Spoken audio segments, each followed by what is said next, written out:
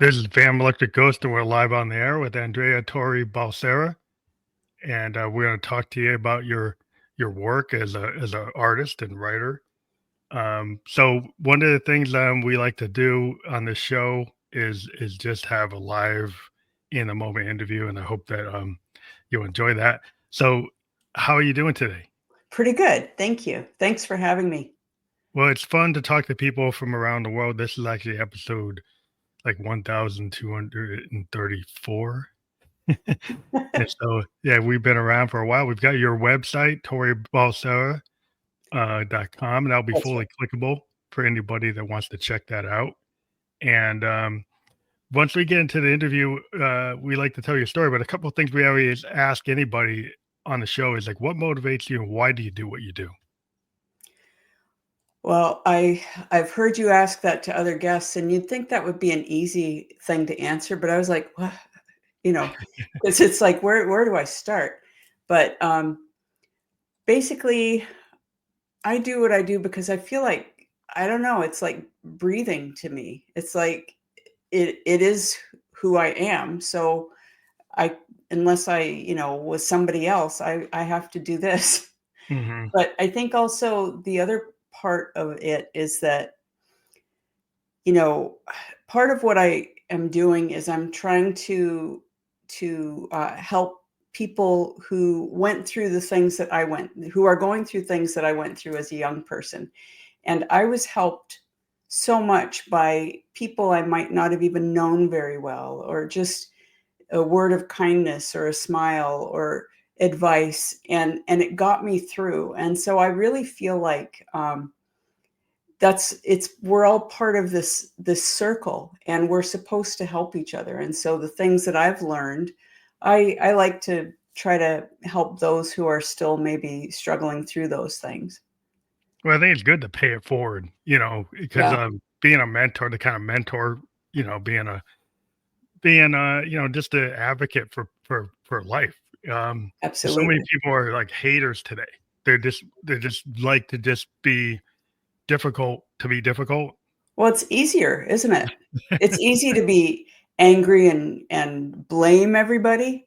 Yeah, But when you realize that all the blaming doesn't change your life, you're not any happier. In fact, you're miserable and you've driven everybody that you love away, then you have to say, okay, blaming isn't the answer. What is the answer? You have to look within.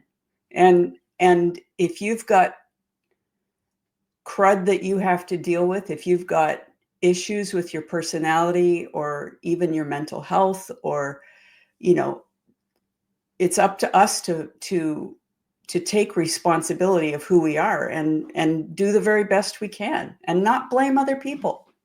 yeah. I'm always a big fan of the Victorian poets that had this idea of the looking glass self, and I think that like if you're an artist or if you're a creative type of person, you tend to kind of go into that. You tend Yeah, to go into your vulnerabilities. yeah, You turn it into art. You exactly. have a conversation with yourself and the world, and you're willing to put it out there. And Yeah, absolutely.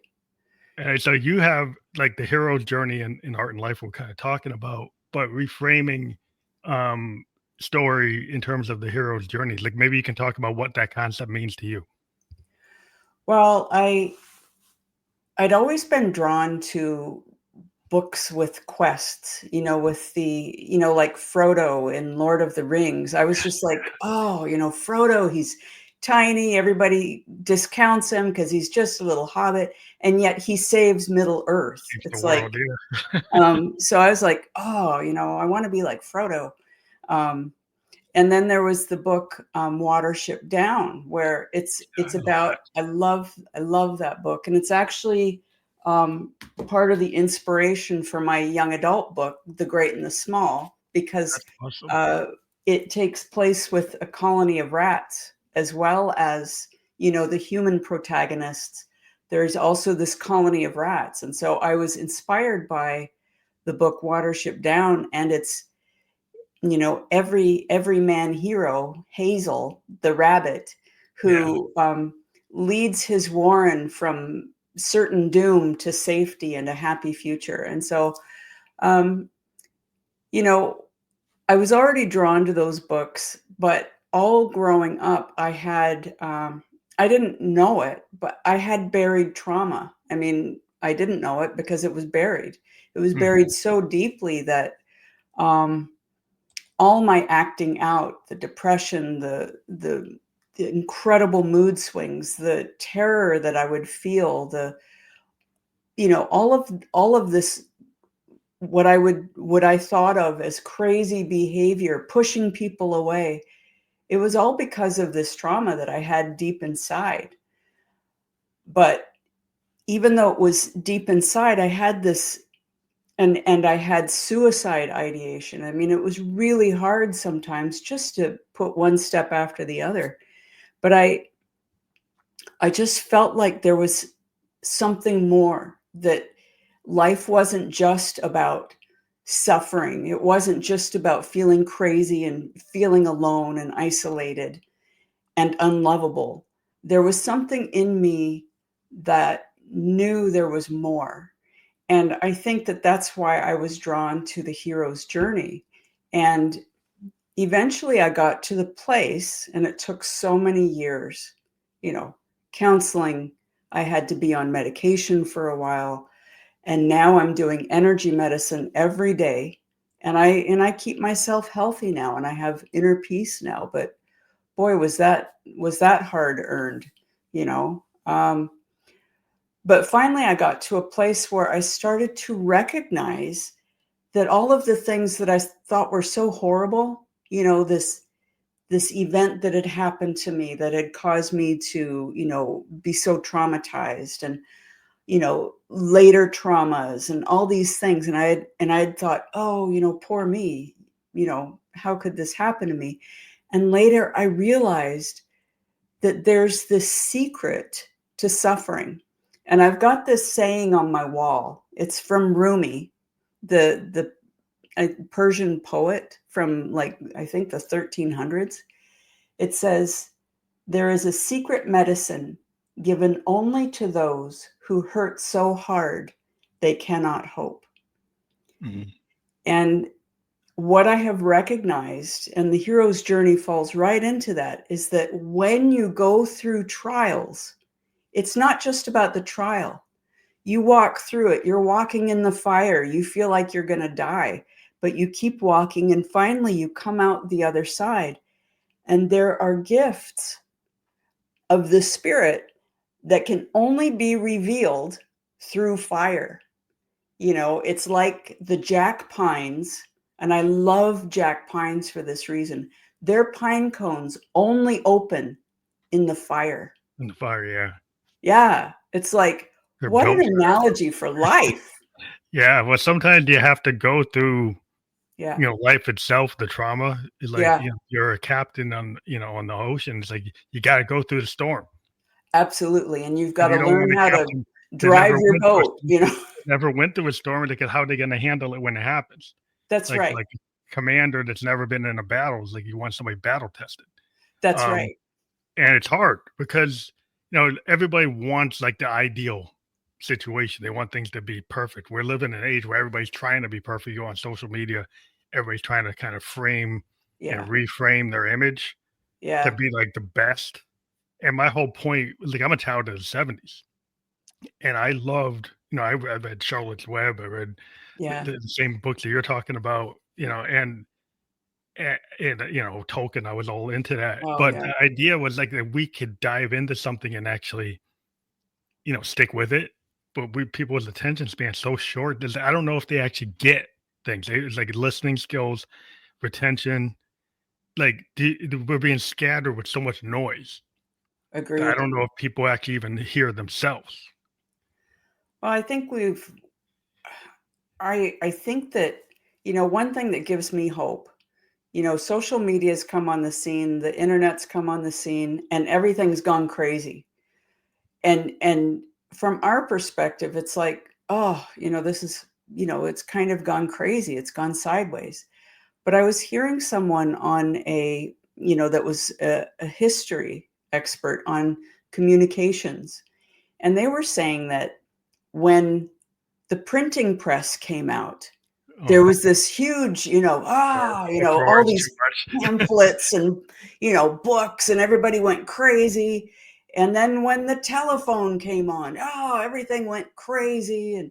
And he said, but, after the initial like, blah, everything kind of like, The okay, overload dies down. Well, yeah, people yeah, start to discern that do you actually need to pay attention to everything, right, or do you start to like pick the things that you're interested in? And I think right now is there's so much overload because of our yeah. phones.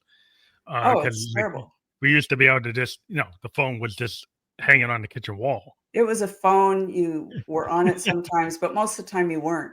Yeah, and now it's like you gotta take all the messages, all the calls, Yeah, all the notifications, and you have to kinda give yourself time to disconnect, yeah, to focus, and I think, in order to, focus, you have to be willing, like you said, to kinda deal with your trauma, yeah, and a lot of people push it down because 'cause we're told to, like, suck it up right.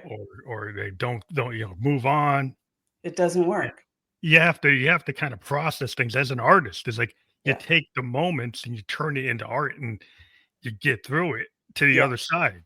And like right. and once you go to the other side, like if you're an artist, if you actually taken that moment and turned it into like a piece of work And that the that's where a world. lot of great art comes from.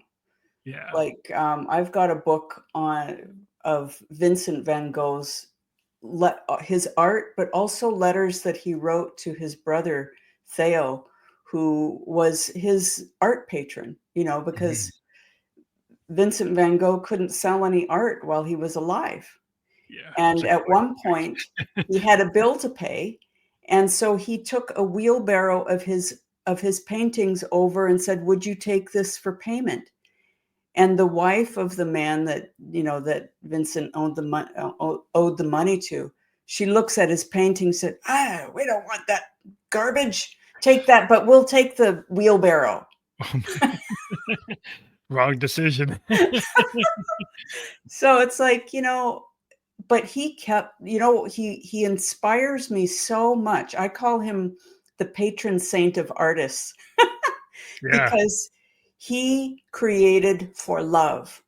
He created because it was in him to do. Do it. Yeah.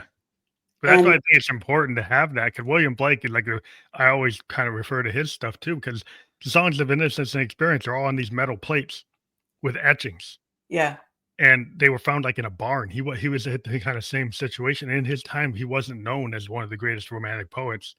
He was like found after his time.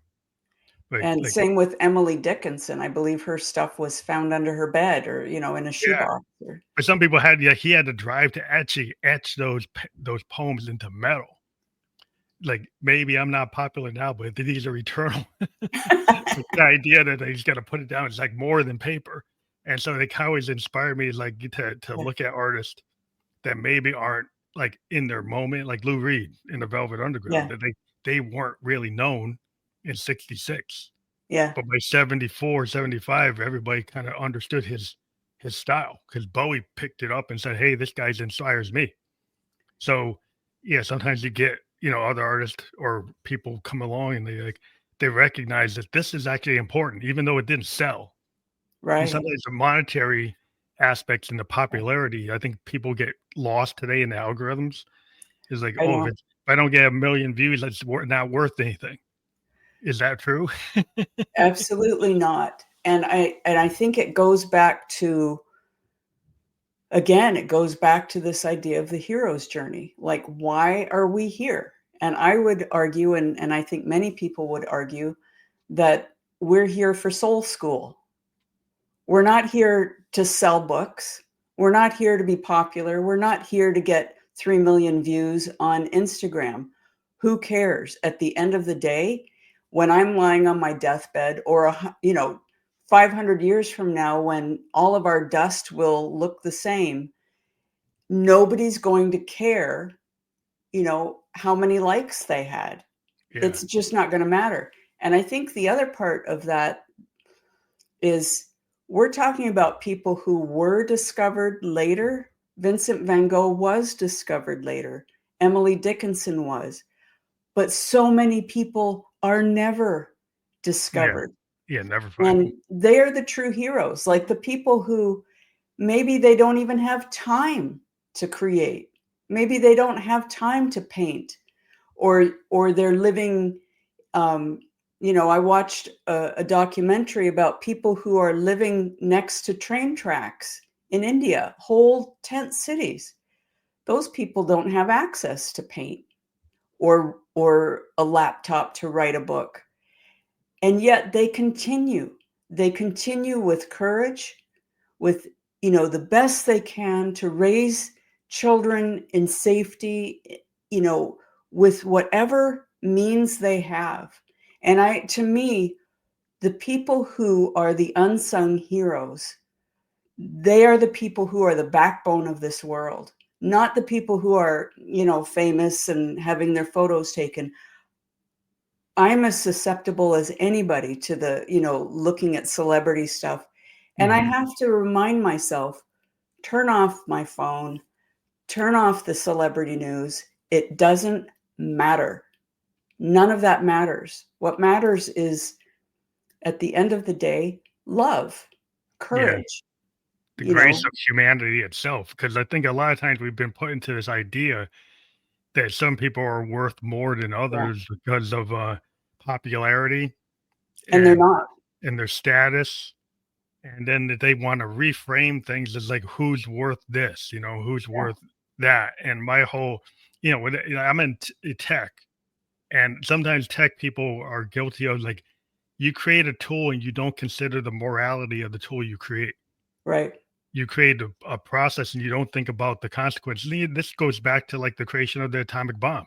Yes. After if you've seen the movie, like they look at it and say, "Oh, maybe I shouldn't have done that." Yeah. But like you One get caught thing. up in it, and you Yeah. think like that the people are going to use it for a good purpose, and they don't always do that. So you have to kind of have a more holistic view and not be so narrow. Not Yeah. that you don't create things, but you have to have a consideration of like a holistic view. And some people are such in so much in a narrow lanes, and they define people by very simple terms. And I think people are very multifaceted. I do And too. Yeah. it's not. I don't think it's like if you think of you like we're all humans on this planet. Doesn't any human have a right to be on the planet? So when you start And talking about people being legal or illegal or not worth yeah, this and not worth that, it's like, what are you talking about? I know. And doesn't every single human being have the right to be educated, the right to eat, the right to have shelter, Yeah. the right to be safe? And you're right. Like there's a built-in hierarchy, and if we don't challenge that in our own minds, in our own actions, then it will continue. Yeah, you think you have to have empathy because the problem is, like, Absolutely. we kinda live in an age where empathy is thought as weak. Like, Well, I I'm like, think "What is I that?" I think there are a lot of people who believe it's weak, and I think that I would go back to, the U.S. considers itself a multi cultural nation, but also a Christian nation mostly. Like Mhm. that's kind of, Mindset. and I'm a Baha'i. I used to be a Christian, and now I kind of consider myself a Christian Baha'i. But I would go back to the example of Christ, where Yeah, he his says, teachings. the first shall be last and the last shall be first. And when Peter takes out his sword and cuts off the ear of the soldiers that were coming to take Christ, Christ said, no, those who live by the sword shall die by the The sword. And sword. so this militaristic joining of God and guns, and Yeah. it is not it's not based on any religion that has any validity. Yeah, it seems like No. it's been hijacked by, Yeah, oligarchs. by extremists. It's hijacked by people who have, power dynamics. Yeah, So you think and about, like, balance of power games and people playing, uh, you know it's always been there. It's like this idea. that is the Calvinism, as I've always kind of dived. I was a political science major, but in sociology too, the idea is like you are closer to God if you're rich, Right. right? Right. So if As you're you an book the oligarch or a stairway to robber, heaven.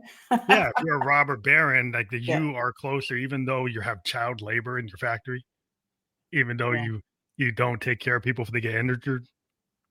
Yeah. Somehow, But because I you have think that, money, but I you're think better. you would ask Christ, like if you could ask Jesus, well, what do you think about that? And he would say, I mean, we all know the answer. He said it. He wouldn't be saying that that's the way, and No, it's like he wasn't about all the ornaments and all the no. bureaucracy of a church building. Yeah, no, none of He that. wasn't about None that of that. at all. Yeah, about the artifice of it. It's like, what Yeah. is that? And That's everybody that all you kinda human, that's human stuff put on on afterward top of to it. exploit something that was pure. Yeah, and I think people get, the critical thinking gets lost because people don't pay attention or even think to, like, why? Like, Yeah, why is that? Like, what is going on? yeah, Read history. Like, you see a lot of things, patterns happening again because people yeah, don't learn their history. They don't learn the dynamics, and then they just look at some influencer, some podcaster, some famous person says X, and then that's true. It's like, why is that true? yeah, And I think a lot of people challenge, the artists tend to challenge, like on the bell curve, we're on the outer edges. yeah, We tend to, have a lot of neurodiversity, kind of being not be willing to just go along. We kind no. of put it out there, It and would be you get easier if dinged we could for it. go along, wouldn't it? Yeah, well, it's It'd be easier to easier, just but say, like, yeah, I mean, it's like to go and just clone yeah, what's been done before, be like a Jimi Hendrix or Miles Davis or yeah, Janis Joplin. Some like you go and you push it, an immediate reaction usually is they hate it, yeah, you know, and then suddenly you become the canon and everybody copies you until right, somebody else comes and breaks the canon again. And I've always been, it's like I love to look at what's going on in the underground, because yeah, that's where everything's happening. Like in the canon, like, well, I know it's there. I got to read Shakespeare. I got to study Beethoven. I got to study Davis. I have to get my 10,000 hours as an artist to get my skill set. But mhm, then you go and you break the rules. Anybody goes to Berkeley knows, it's like after you get out, you break it. Like you learn the theory and then you break it. yeah. That's the point. Well, art is, for me, art is about expressing, like trying to, for me, it is like breathing. I've just always felt like an artist. I Just do didn't it. know I was a writer until in my 20s, but I'd always wanted to be an illustrator and had always dreamed of that. Um, So did you do the art before the writing? Were yeah, you I more of did. an illustrator before you wrote, and then maybe the stories came from the art? Like you Not, had the story to you go know, with the art? it was interesting because each developed very separately. So I had wanted to be an illustrator, but because of, and when I was little, my folks, we lived in this army. What do they call it? Uh, it's not a BOQ. It was, basically army housing. We lived Oh, in yeah. Germany for the armed forces, and so we had this little tiny dining room, and my parents were both taking oil painting classes, and they had to keep their easels in the dining room with their works in progress. And when they weren't around, I would go and like dab my brush in the paint and be helping them. They never caught me. But I really, and then when they would go for art supplies, they would take me along and they would let me choose one art supply.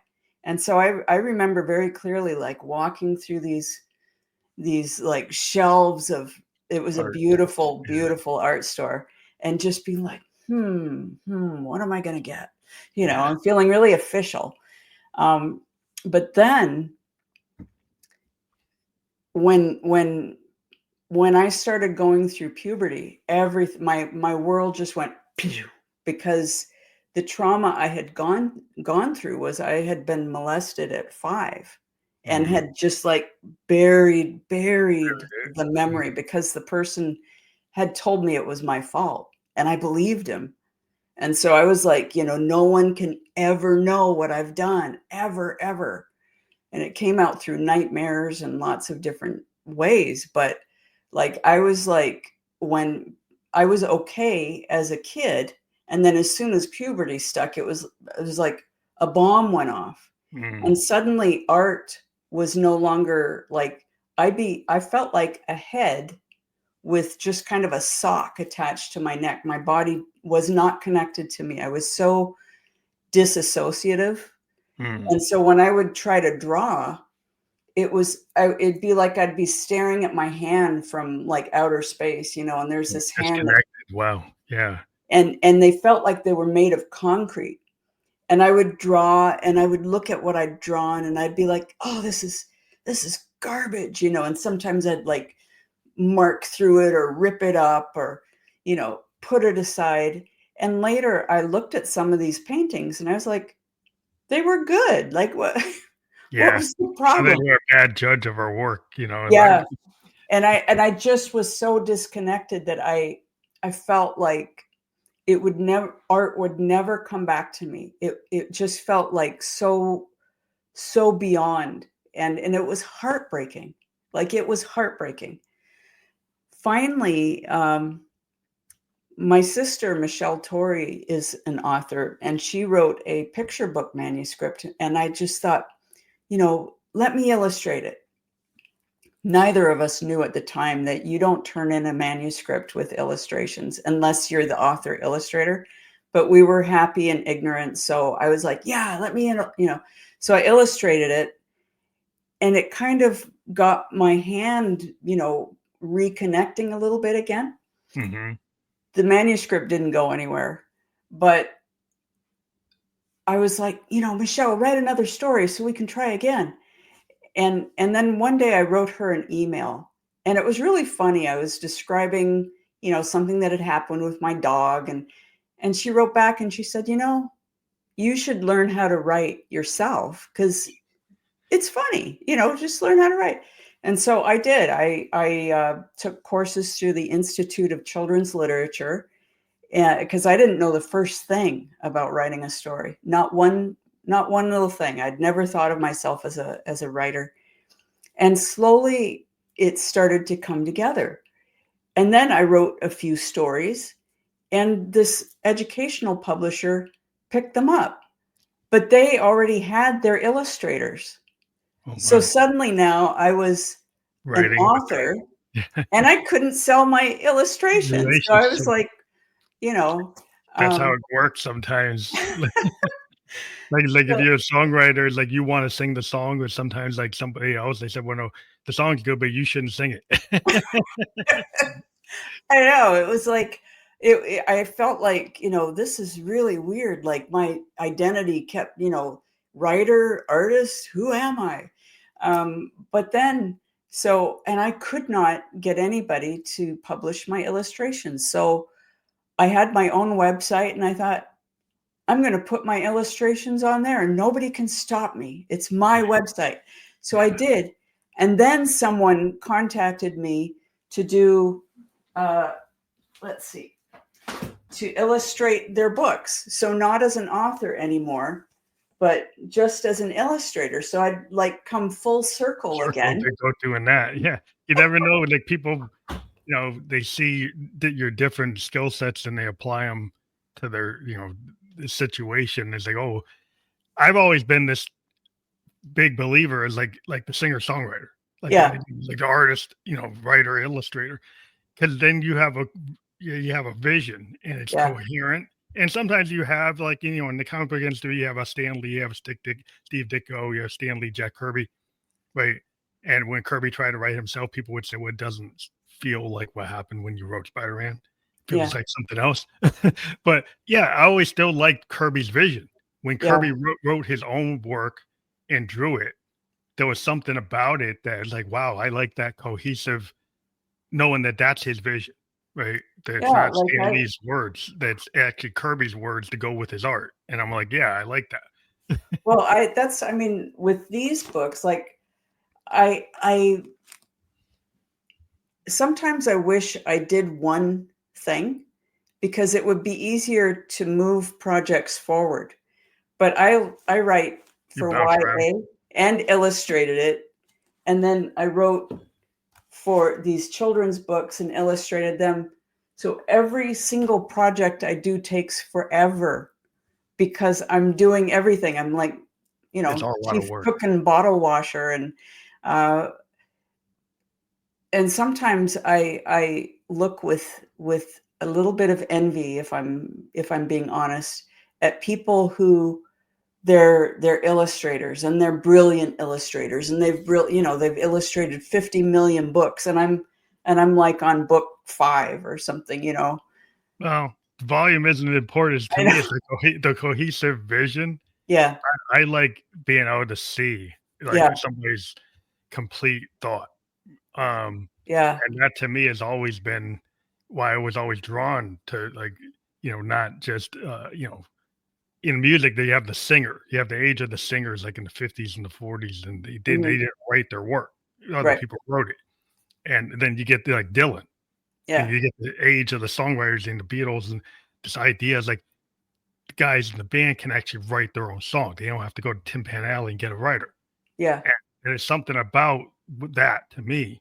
And we've kind yeah, of gone full circle now. Now in the industry, there's a lot of people who are actually writers and they're singers again. yeah, They yeah. actually don't write. And I'm like, I kind of still like the 50s, the 60s, like the Dylan kind of mindset. Well, I think for me, I mean, I am envious, but in another way, I know myself, and I know that if there's any stone unturned, I'm going to be there like, okay, well, how do I write a young adult novel? How do you illustrate that? How do so I wouldn't be satisfied with just doing the One visuals. piece of I it, yeah. want to dig into the More story. control. Yeah. Well, it's Yeah, not this control, but it's like, yeah, if you have a vision, like some people maybe self-expression. they Yeah, don't have the vision, and maybe they just want to do the art, but they don't really want to control the story. yeah, Versus somebody is like, I actually have a complete thought. yeah, This is the world, this is the character, this is the dialogue, this is the scene they're in, and they want to actually, like if you get a writer director, yeah, right, and then they have a vision for their piece. You get an Orson Welles, right? yeah, You get Citizen Kane. yeah. Because you get this, it's like I didn't. He's in these interviews, and he's like, I didn't know what you couldn't do with the camera. And people are saying, "Well, how did you get these scenes?" Like, well, I didn't know you couldn't do that. Because he didn't know. That's And the thing. Like when I did The Great and the Small, I was like, yeah, wouldn't it be cool to do a story about, you know, a colony of sentient rats who have organized and are waging war against humanity using the bubonic plague, and I was like, that would be so cool. And then after I wrote it, I heard, oh, in YA, they don't usually have animal characters. And I was like, but why not? Why not?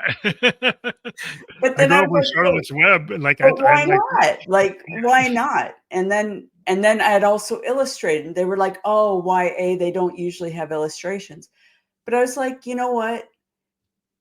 At the end of the day, it's a book that I needed to write and illustrate. And if it connects with other people, all the better. I've But always been big advocate of like, why not do what has been exactly, done? Because like exactly. you just continue to do what's been done, it's boring to me. It is boring. It is And boring. then when you merge, when you take something, well, that isn't typically done. It's like, well, that's what I want. That's what I'm interested in. You And know, and it was like, why wouldn't a young adult like an illustration? I yeah, loved it. Like I read Dickens and back in the day, and they always had these neat little illustrations, yeah. or I read You Little see it. Women and they had There's illustrations. pictures. And Like it's like it doesn't make sense to me when people say that. I know. Because like well, I lived in Japan, right, for a couple of years, and adults read manga, right? Yeah.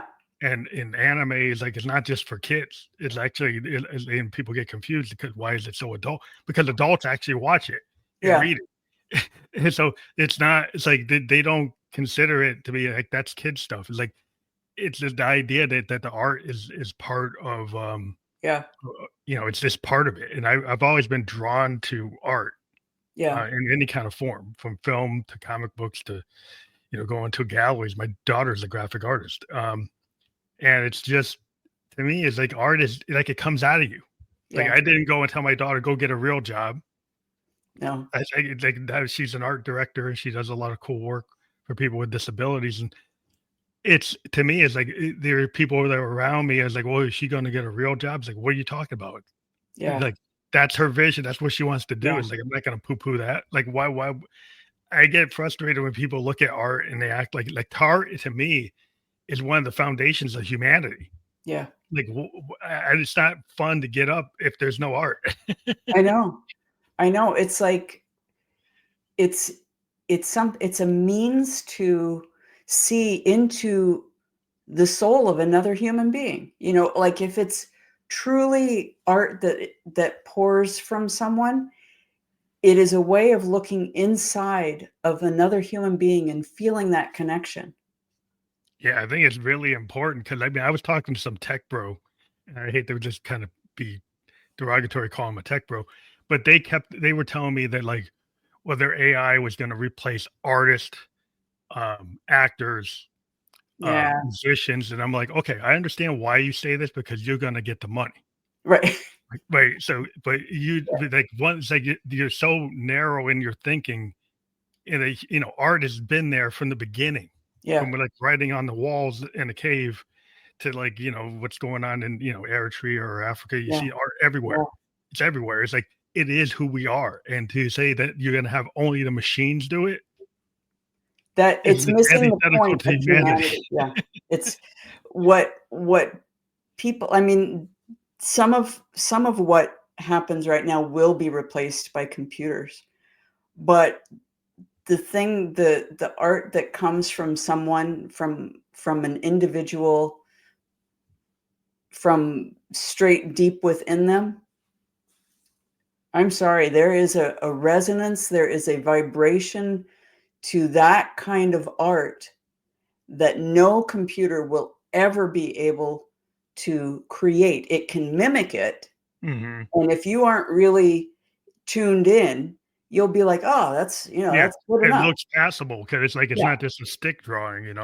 right. It's art, but it's like it's basically like you train a computer on what has been done. Yeah, And then they might try to amalgamate it and throw things together, but it's still just a collection of when the human being is the sum of everything they've ever experienced. So everything they've read. If I'm yeah, a musician, right, and I listen to like the blues, the mhm, pentatonic scale, like I'm gonna be within the pentatonic scale and I'm gonna do like something about the crossroads, right? mhm, How I interpret that is different than what Lead Belly or BB King or Stevie Ray Vaughan or Hendrix.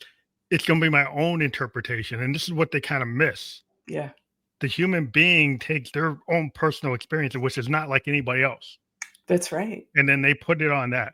So, like that is what that voice is. And I was talking to somebody who said, "Well, there's a democratization in music, and now anybody that's not even trained can do it." And as that's understood, yeah, you could do it, but there's something about somebody who's done the 10,000 hours Yeah, that they're going to craft it. Like I know somebody else could create something, but is it going to be at the level of Orson Welles?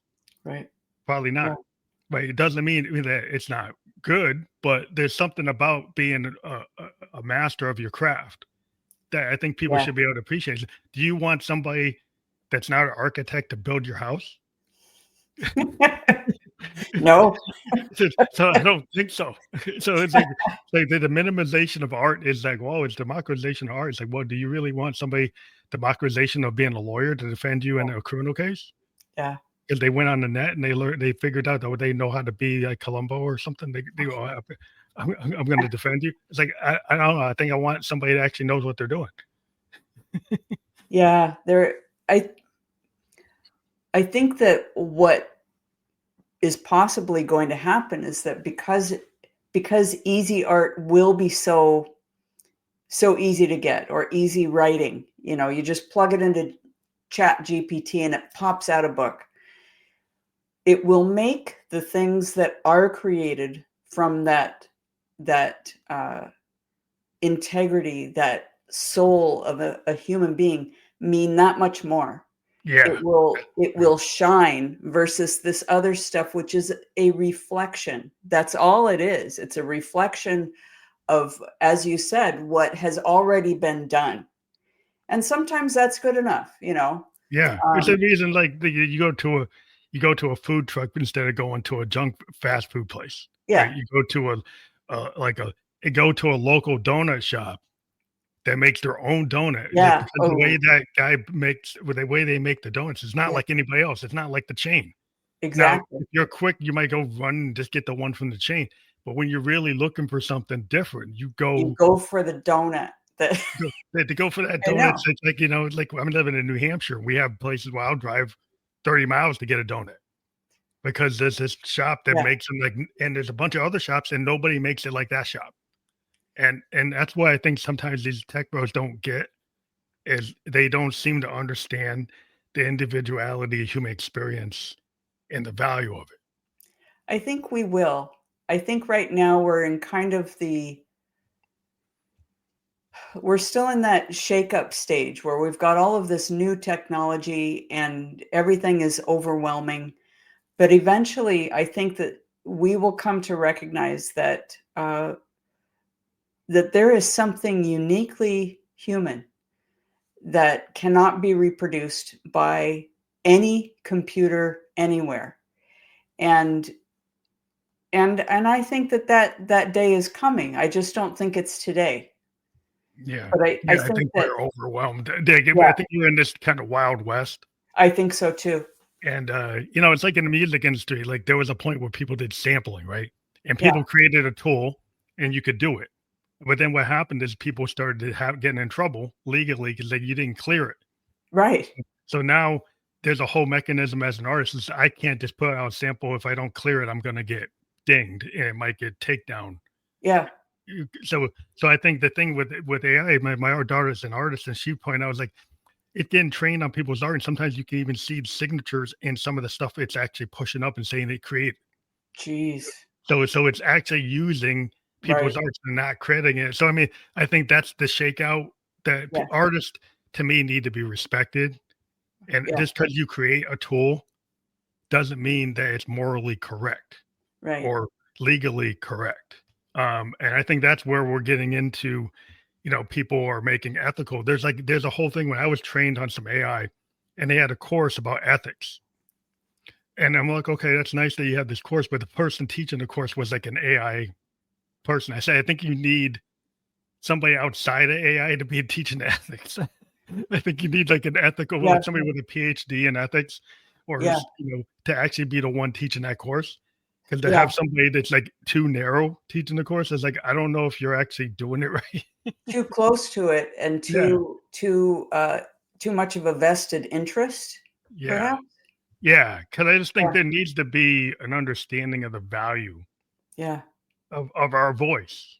I think so too. Because I kind of I grew up in the '70s. It was all about giving people voices. You get the singer songwriters, a lot of the female singer songwriters, and in my show, I've actually interviewed a lot of independent female singer songwriters over the years because I thought they weren't being paid attention to, Right. and I really think that having everybody's voice, be heard is important, and to actually go into the depth of everybody's point of view. And sometimes, within a canon, there's a certain point of view. It's like a Shakespearean point of view, or this point of view. It's like, well, where are the other voices? I want to hear the other voices too. I know. I know. And it is really, you know, we're kind of, it's like the best of times and the worst of times, all at the same time. You know, even though there are voices that aren't being heard, there are voices now being heard that weren't ever heard before. So I think that eventually, you know, as the chaos of the current time reveals its shortcomings and reveals how treating some people like they don't matter, treating some people like they're disposable, that it's not a workable model for a Sustainable. functional humanity. Yeah, you have to have a Okay. sustainable society. It's not sustainable, and we all live on one very small shrinking planet, and we have to get along, all of Mhm. us, or we die together or we live together. And I am an optimist. I believe that we will find our way through, but it will be when we start respecting not only ourselves but other people, and Yeah, respecting their contributions, their yeah. right to Well, just live. like, you think about it, it's like in terms of art, like, you have some people have, very kind of top-down, maybe male-centric concept, of what the canon is, Yeah, and then you've got, multiculturalism's like, I wanna see an Eastern perspective, I wanna see some African perspective, I wanna see exactly. different, maybe it's not just Christian based, I'm gonna look at, like, Hindu, I'm gonna look at Muslim, I'm gonna look at indigenous, and Yes, if as an artist, it's like a lot of times you're gonna say, I wanna go into, like, world rhythms. yes, I don't wanna just focus on just North America. It's like yeah. I would go somewhere in Central America and pick up somebody's using some handmade instrument from an indigenous group, and we're like, why not? Why not actually It's dive so into it? interesting, right? Yeah, It is because it's so interesting. yeah, as a It just writer, it's makes like you life want so much more interesting. One of the teachings of the Baha'i faith that I just love is that people are like flowers in a garden, and you would never plant, all white daisies and say, "Hey, I've got a great garden." yeah, No, you have your tall flowers, you have your small little ground covers, you have your purples, your yellows, your oranges, your reds, your roses, yeah, the and forest is then very diverse. huh? You if you think Yeah, about, like, if you go in the forest, it might look like it's homogeneous, but when you actually start looking at it, no. it's not. It's not. And that's also with people, that we don't have to all be the same to get along. It's actually the diversity of our experiences that create this strength. We need each other, because I only have my experience, how I see the world, but you have your way of seeing the world. And together we have a clearer view. And Yeah, that's I mean, it's just like in tech, it's like we learn from the world. Like, we yeah, don't if something's coming out of China, we don't not look at it, right? yeah, If I know. something came out of Africa, we don't not look at it. But this idea, like, I can only look at something if it only comes from here. Yeah, yeah, It's like, that's really? It's like, yeah, how is that that's gonna like work? Because this happened in tech where we were on AI was like, we're in the top, and then suddenly China came out with an algorithm that's better than ours. yeah, So now some people was like, "Oh, let's protect ourselves and not." So now you want protectionism? yeah. It's like, so if a better mathematical idea comes out of here, you want to suppress it because it didn't come from here. It's like, Yeah, really? I mean, that's kind of the worst aspects of human nature. We have great aspects, and we have aspects that are like, "Oh, you know, do we really have to go through this again? Do we It have seems to like we learn have to this keep lesson on. again?" We always have to relearn like the past. It's like I stuff know, from like they learn about the 30s, right? I You know, learn about like dictators.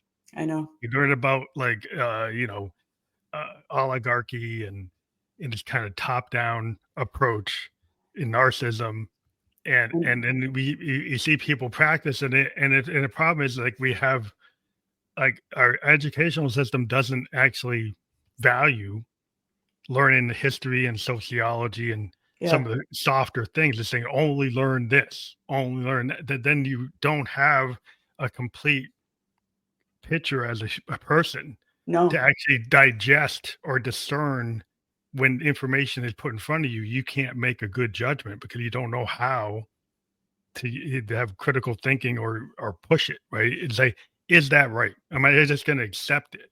I think artists, we tend not to do that. We tend to like, okay, we're I have a perspective and it's not really. the popular perspective. Like you were told like, oh, you don't do that. You don't illustrate your own book. You don't do Yeah, this type of book for the young adult audience. It's like, why not? Why can't I exactly. do Why not? that? One of the things I was really grateful for was when I was young, from about grade 3 to 8th grade, we lived in Germany, in Heidelberg. And uh, my parents took us to a concentration camp museum when I Mm, was 10.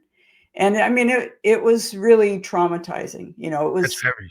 it was horrible. And yet it also set me on this path of questioning, well, you know, if someone like Hitler was once an innocent baby, and I've seen photos of Hitler as a baby, he was an innocent baby. Like anybody, He yeah. was beautiful, you know, there was no problem with him as a baby. What happened? You know, how did he go from there to becoming someone who could kill millions and millions and millions of people? So, how does someone like that happen versus someone like Nelson Mandela, who Yeah, was also a beautiful baby, and he grows up, he's put into prison for what, like 20 years or 28 years, or almost like, 30. if anybody was, you know, had a reason to be bitter, it was Angry, yeah. him. And yet Resentment. he comes out of prison and he's like, we are going to unite this country. We are going to be better than what we have ever been before. And he draws all of the people around him. So you have Hitler, and then you have someone like Nelson Mandela, and they both start out as babies. And so this started my mind thinking, like, how How does that happen? what happens? And that's what the first edition of this book was all about, you know, Takes because back the time, yeah. leader of the rat colony is this Stalin like beloved chairman. And you know, and how do you get a whole colony of people or rats following something where it's obviously leading you down the wrong path? And so, you know, I think that teaching, you know, going back to education, I don't care if someone knows their multiplication tables. If they don't know how to think, Yeah, thinking is critical. they have to not just know facts or history or whatever. They have to be taught how to think about them, how to analyze, how to think for themselves, how to have critical thinking, and Yeah, how to have character. I think You it's know, important to understand, like, we teach kids today and they have to do, like, an SAT kinda kinda answer, like, the yes is no, versus, like, a Socratic method where you have to actually go in and show your professor, show your teacher yeah, that you actually understood what you were taught, right? So you can yeah, apply it and use critical thinking. I went to Bowdoin and we had blue books or we had oral exams and we had to basically show that we understood what we were taught that semester yeah. in our own words, we piece it together. And that's And hard. it's harder, It's right? It's hard. to do it, but it Yeah, helps me to even to this day yeah, that the way I was taught, and it's a certain, it shouldn't have to go and spend so much money to be taught that way. yeah, To me, more people should be taught in a way that teaches a holistic thinking and critical thinking, Socratic method, things like that, so that you can actually have people in society that can participate as civics of yeah, actually being a member of society and understanding what it means for your fellow person. yeah, The actions you take have consequences. The yeah, non-actions have consequences. And like if you make a decision, there's a consequence to that decision, and you got to look yeah, at what can happen. And some people just don't. It's like, well, what's the price of eggs? It's like, well, okay, what's the price of eggs? It's like, well, what happens to this other person yeah. for the price of eggs?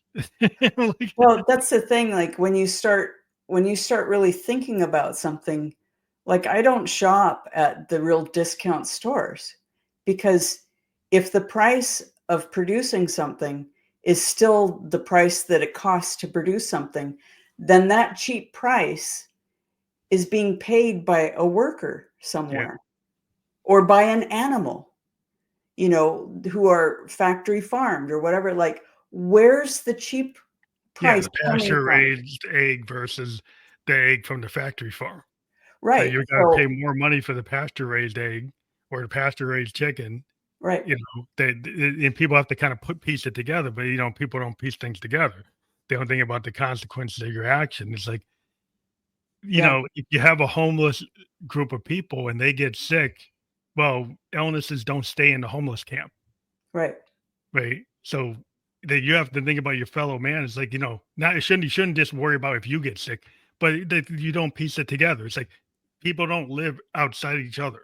Like everybody's interconnected, even from this part of the planet to the next part of the planet. You well, put quantum physics has shown that this division is actually an illusion. We are all part of this one fabric of life. And the division that we see, our individual bodies or whatever, is congealed energy kind of swirling around on itself. And, to me, I've been involved with energy medicine. I'm becoming certified as a practitioner, and I'm fascinated with the intersection between quantum physics and energy medicine, because you can work with someone, doing energy healing, and they can be on the other side of the planet. It yeah, just doesn't matter because everything is like, you it's know, all electricity, it's all yeah, energy. It's all yeah, frequency. Being a musician, we pick up frequencies and we can see that if I do certain frequencies and certain patterns or rhythms, I can actually in real time affect a crowd. In real cool. time for using certain frequencies, I can get harmonious behavior. Or like if you think about a punk aesthetic, I could get Uh, people like body slamming in a punk kind of, mosh pit. that's Depending on really what interesting. frequency I do, they can get if you do like I can do all types of music, and I've done punk, and I've done orchestral, and you can see like it's like this punk thing. We get they're in this big pit and they're bouncing around versus people with lighting up candles and waving. Like you can Yeah, change people's behavior by the frequencies, and your voice does the same thing. that's really interesting. If you think about that, it's like your voice is an instrument. So Yeah, people like wonder why these orators can influence crowds, can right. influence people because you can, listen to what Hitler was saying or Stalin, Yeah. and And then listen they've to got this Kennedy or hypnotic. Dr. King, Yeah. Oh, and you see the different behavior from the people hearing yeah. it, you know? Well, I mean, like you just talking about Dr. King, like just thinking about his "I have a dream" speech, and I've literally got chills because he it was as you say that he just had this way It's of, musical. oh, just If you listen to it, it's very musical. Even yeah, Kennedy's speeches, like, you can actually look at it, and yeah, it's very much like music. It's yeah. poetry, and it affects people in the same way that a song can, and orators can figure that out, and they figure out ways to actually present, and then you do public speaking, you start to realize how much of an art it is, and science too. It kinda intertwined. And it's interesting how, like you're right, like there are people who are charismatic, like and I hate to use that word around Hitler in case it sounds like I'm saying yay for no, I'm not. I'm saying he Yeah, was he fact. was one of the